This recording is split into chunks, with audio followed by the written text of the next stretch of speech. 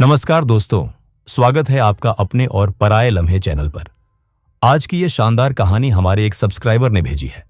उनकी इच्छानुसार इस कहानी के पात्रों के नाम बदलकर प्रस्तुत किए गए हैं। तो चलिए शुरू करते हैं हमारी आज की कहानी, उन्हीं की जुबानी। मेरा नाम राजेश है और मैं दिल्ली में एक छोटे से कपड़े के शोरूम में काम करता हूं। उम्र है करीब 45 साल। आज मैं आपको एक ऐसी कहानी सुनाने जा रहा हूं जो मेरे पड़ोस में घटी थी और जिसने मुझे इतना हिलाकर रख दिया कि आज भी जब सोचता हूं तो आंखें नम हो जाती हैं। मेरे घर के बगल में रहते थे मेहरा साहब। बड़े सीधे इंसान थे, बैंक में मैनेजर थे। उनकी पत्नी का नाम था नीलम। खूबसूरत औरत थी, पढ़ी लिखी भी। दोनों की एक बेटी थी, आरोही। जब मैं पहली बार उस घर के सामने से गुजरा था तो आरोही शायद 5-6 साल की रही होगी। गुड़िया जैसी बच्ची थी। सब कुछ बिल्कुल सामान्य था उस घर में। मैं रोज सुबह अपने शोरूम जाता, शाम को लौटता। मेहरा साहब भी अपने ऑफिस जाते। नीलम जी घर संभालती थी। आरोही स्कूल जाती थी। एक सुखी परिवार की तस्वीर थी वो। पर जिंदगी में कुछ भी स्थायी नहीं होता, आप जानते हैं ना। करीब 8 साल पहले की बात है। एक शाम मैं अपनी छत पर खड़ा चाय पी रहा था। तभी मेहरा साहब के घर से तेज आवाज आई, झगड़े की आवाज। मैंने पहले सोचा कि शायद टीवी की आवाज होगी, पर नहीं। नीलम जी की आवाज साफ सुनाई दे रही थी। तुमने मेरे साथ धोखा किया है, मैं इस घर में नहीं रहूंगी। फिर मेहरा साहब की दबी आवाज आई जो मुझे साफ नहीं सुनाई दी, पर मैं समझ गया कि कुछ गड़बड़ है। अगले कुछ दिनों में पड़ोस में चर्चा होने लगी। पता चला कि मेहरा साहब का किसी और औरत से चक्कर चल रहा था। ऑफिस की ही कोई महिला थी। नीलम जी को पता चल गया था। मुझे याद है वो दिन जब नीलम जी अपना सामान लेकर घर से निकली। आरोही रो रही थी, अपनी मां का पल्लू पकड़े हुए। मां मत जाओ, मां प्लीज। पर नीलम जी ने पीछे मुड़कर नहीं देखा। वो चली गई अपने मायके। मैं उस वक्त छत पर ही था और सब देख रहा था। मेरा दिल बैठ गया था। मेहरा साहब ने तलाक के कागज भिजवा दिए। नीलम जी ने बिना कुछ कहे साइन कर दिए। आरोही उस वक्त सिर्फ 12 साल की थी। समझ नहीं आता था उसे कि क्या हो रहा है। वो बस इतना जानती थी कि मां चली गई है। करीब 6 महीने बाद मेहरा साहब ने दूसरी शादी कर ली। उस औरत का नाम था कविता। शांत स्वभाव की महिला थी, करीब 35 साल की होगी। ऑफिस में ही काम करती थी मेहरा साहब के साथ। मैंने सोचा था कि अब आरोही की जिंदगी मुश्किल हो जाएगी। आप जानते हैं ना, सौतेली मां के बारे में क्या कहानियां सुनते हैं हम सब। पर जो हुआ वो बिल्कुल उलट था। कविता जी ने आरोही को बहुत प्यार दिया। मैं रोज देखता था कैसे वो आरोही को स्कूल छोड़ने जाती थी, कैसे उसके लिए खाना बनाती थी, कैसे उसकी होमवर्क में मदद करती थी। पर आरोही वो कविता जी से बात नहीं करती थी, बिल्कुल नहीं। मैंने कई बार देखा कि कविता जी कुछ पूछती थी और आरोही सिर हिलाकर चुप रह जाती थी, कभी हां में कभी ना में, पर बोलती नहीं थी। साल गुजरते गए, आरोही बड़ी होती गई। उसकी सगी मां नीलम जी कभी कभार आती थी उससे मिलने, पर मैंने देखा कि धीरे धीरे वो आना कम हो गया, फिर बंद ही हो गया। मुझे याद है एक बार आरोही अपनी सहेली के साथ बाहर खड़ी थी और वो सहेली पूछ रही थी, तेरी मां कहां है आजकल। आरोही ने कहा था, पता नहीं, उसे मेरी कोई परवाह नहीं, वो तो अपनी दुनिया में मस्त है। मेरा दिल दुखा था यह सुनकर।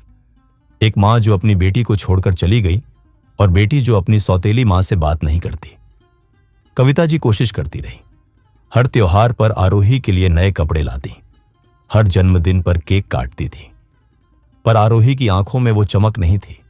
वो बस औपचारिकता निभाती थी। फिर आरोही कॉलेज चली गई, दिल्ली यूनिवर्सिटी में पढ़ने लगी। घर से बाहर का समय उसे अच्छा लगता था। दोस्त बने, जीवन में रंग आए। कॉलेज में ही उसकी मुलाकात हुई राहुल से।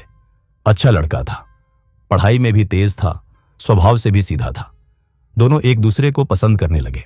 3 साल बाद जब आरोही ने घर आकर कहा कि वो राहुल से शादी करना चाहती है, तो मेहरा साहब और कविता जी दोनों खुश हो गए। उन्होंने राहुल और उसके घर वालों से मिला।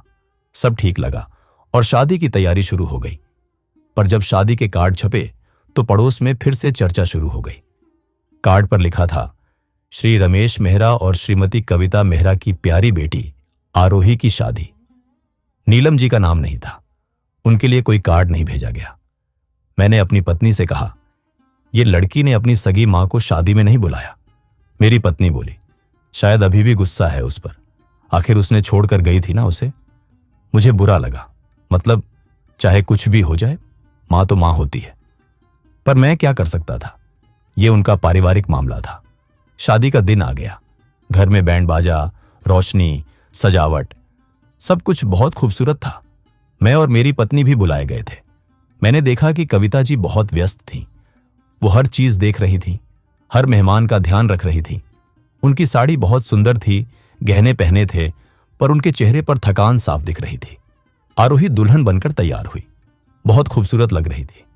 लाल लहंगा, सोने के गहने, मेकअप, सब कुछ परफेक्ट था। पर उसकी आंखों में एक अजीब सी खालीपन था।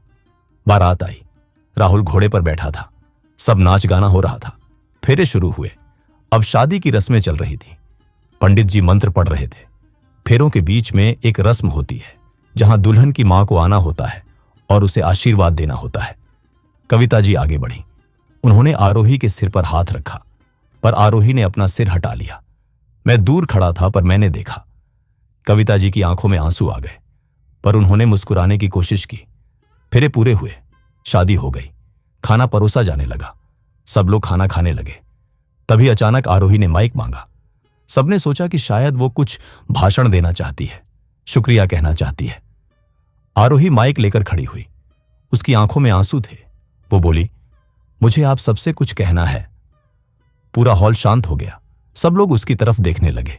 आरोही ने कहा, आप सब सोच रहे होंगे कि मैंने अपनी सगी मां को शादी में क्यों नहीं बुलाया। आप सब सोच रहे होंगे कि मैं कितनी क्रूर बेटी हूं। उसकी आवाज कांप रही थी। मैं आपको बताना चाहती हूं कि मैंने अपनी सगी मां को कार्ड भेजा था। न सिर्फ एक बार, बल्कि 3 बार। मैं खुद उनके घर गई थी। मेरी सांसें रुक गईं। मेहरा साहब का चेहरा सफेद हो गया। आरोही ने आगे कहा, मेरी सगी मां ने मुझसे कहा था, मुझे तुम्हारी शादी में कोई दिलचस्पी नहीं। मैंने अपनी जिंदगी नए सिरे से शुरू कर ली है। तुम्हारे पिता ने मेरे साथ जो किया, मैं उसे कभी माफ नहीं कर सकती। और तुम उनकी बेटी हो, इसलिए तुम भी मेरे लिए कुछ नहीं। पूरे हॉल में सन्नाटा छा गया। लोग एक दूसरे की तरफ देखने लगे। आरोही रो रही थी। मैं 12 साल की थी जब मेरी मां मुझे छोड़कर गई थी। मुझे नहीं पता था कि मेरे पिता ने क्या गलती की थी। मुझे बस इतना पता था कि मेरी मां मुझे छोड़कर चली गई। उसने कविता जी की तरफ देखा। पर इस औरत ने, जो मेरी सौतेली मां है, इसने मुझे कभी यह एहसास नहीं होने दिया कि मेरी अपनी मां नहीं है। इसने मेरी हर जरूरत का ख्याल रखा।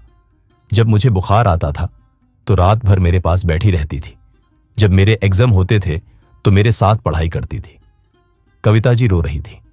उनके हाथ कांप रहे थे। आरोही ने कहा, मैं इतनी स्वार्थी थी कि मैंने इनसे कभी प्यार से बात नहीं की। मैंने सोचा था कि अगर मैं इनसे प्यार करूंगी तो मैं अपनी सगी मां के साथ धोखा कर रही हूं। पर मैं गलत थी। मेरी सगी मां ने तो मुझे पहले ही छोड़ दिया था। उसने गहरी सांस ली।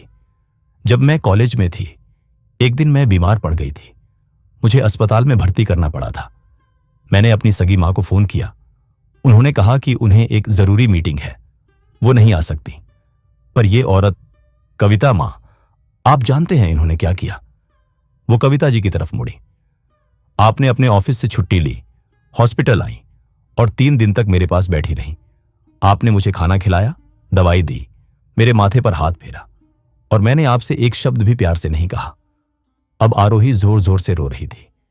आज मेरी शादी है और मैं चाहती हूं कि सब जाने कि मेरी असली मां कौन है। वो औरत जिसने मुझे जन्म दिया, उसने मुझे छोड़ दिया।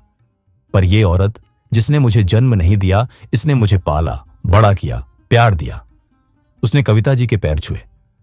मां, मुझे माफ कर दो। मैंने आपके साथ बहुत बुरा किया। मैंने कभी आपको मां कहकर नहीं बुलाया। पर आज मैं पूरी दुनिया के सामने कहना चाहती हूं, आप मेरी मां हैं, सिर्फ आप। कविता जी ने आरोही को गले से लगा लिया। दोनों रो रही थी। पूरे हॉल में सन्नाटा था। मैंने देखा कि हर किसी की आंखों में आंसू थे। मेरी पत्नी रो रही थी। मैं भी अपने आंसू नहीं रोक पाया। मेहरा साहब भी रो रहे थे। उन्होंने कविता जी का हाथ पकड़ा और कहा, तुमने मेरी बेटी को वो दिया जो मैं कभी नहीं दे पाता। तुम सच्ची मां हो। आरोही ने माइक पर कहा, मैंने अपनी सगी मां को नहीं बुलाया क्योंकि उन्होंने खुद मना कर दिया था।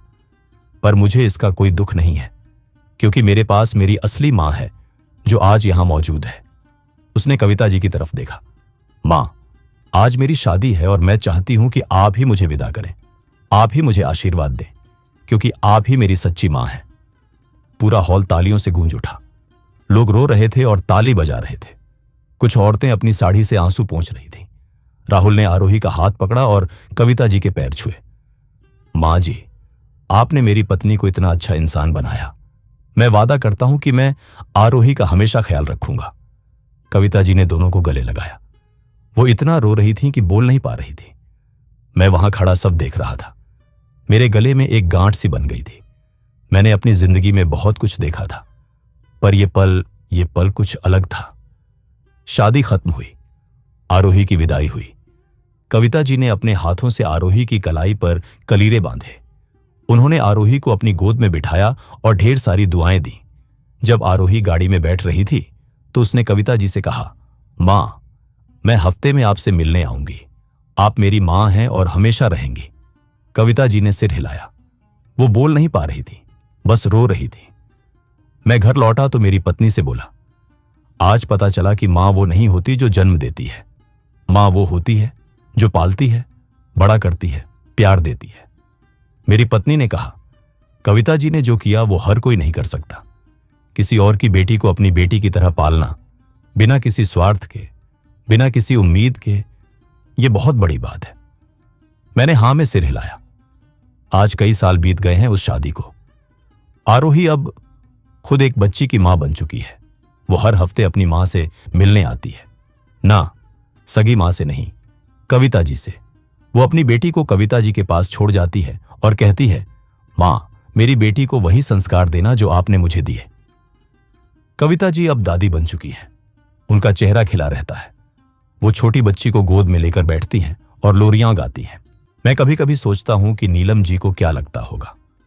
उन्होंने अपनी बेटी को खो दिया। वो आज भी अकेली हैं। मैंने सुना है कि उन्होंने दूसरी शादी नहीं की। वो अपने मायके में ही रहती हैं। एक बार मैंने आरोही से पूछा था, तुम्हें कभी अपनी सगी मां की याद आती है? आरोही ने मुस्कुराते हुए कहा था, चाचा, मेरी मां तो मेरे साथ ही है। वो जो मेरे पिता के साथ रहती है वो मेरी मां है। बाकी औरत तो सिर्फ एक अजनबी है जिसने मुझे जन्म दिया था। मुझे आज भी वो शादी की रात याद आती है। वो आंसू, वो भावनाएं, वो सच्चाई। मैंने समझा कि रिश्ते खून से नहीं, प्यार से बनते हैं। कविता जी ने जो किया वो एक मिसाल है। उन्होंने बिना किसी उम्मीद के एक बच्ची को पाला। उन्होंने कभी शिकायत नहीं की कि आरोही उनसे प्यार से बात नहीं करती। उन्होंने बस चुपचाप अपना फर्ज निभाया और आज उन्हें उसका फल मिल रहा है। आरोही उन्हें मां कहकर बुलाती है। उनकी पोती उनकी गोद में खेलती है। उनका घर खुशियों से भरा है। ये कहानी मुझे सिखाती है कि मां वो नहीं होती जो सिर्फ जन्म देती है। मां वो होती है जो पालती है, संस्कार देती है, प्यार देती है, बिना किसी स्वार्थ के। कविता जी जैसी मां हर किसी को नहीं मिलती, पर जिसे मिल जाए वो किस्मत वाला है। आज भी जब मैं उस घर के सामने से गुजरता हूं तो मुझे वो शादी की रात याद आ जाती है। वो आंसू, वो सच्चाई, वो प्यार। और मैं मन ही मन कविता जी को सलाम करता हूं, क्योंकि उन्होंने साबित कर दिया कि प्यार से बड़ा कोई रिश्ता नहीं होता। मां वो है जो प्यार करे, ना कि जो सिर्फ जन्म दे। तो दोस्तों, ये थी आज की कहानी। एक ऐसी कहानी जो हमें सिखाती है कि रिश्ते सिर्फ खून से नहीं बनते, प्यार और समर्पण से बनते हैं। कविता जी जैसी मां हर किसी को नसीब नहीं होती, पर जब होती है तो वो किसी वरदान से कम नहीं होती। अगर आपको ये कहानी अच्छी लगी हो तो प्लीज इस वीडियो को लाइक करना ना भूलें। और हां, अपने दोस्तों और परिवार के साथ जरूर शेयर करें, क्योंकि ऐसी कहानियां हर किसी तक पहुंचनी चाहिए। अगर आप हमारे चैनल पर नए हैं तो कृपया हमारे चैनल को सब्सक्राइब करें और बेल आइकॉन को दबाना ना भूलें, ताकि जब भी हम नई कहानी लेकर आएं आपको तुरंत नोटिफिकेशन मिल जाए। कमेंट सेक्शन में जरूर बताइएगा कि आपको ये कहानी कैसी लगी। क्या आपके जीवन में भी कोई ऐसा रिश्ता है जो खून का नहीं पर दिल का है? हमें आपकी राय जानने में बहुत दिलचस्पी है। अगले वीडियो में फिर मिलेंगे एक नई कहानी के साथ। तब तक के लिए अपना और अपनों का ख्याल रखिएगा। धन्यवाद।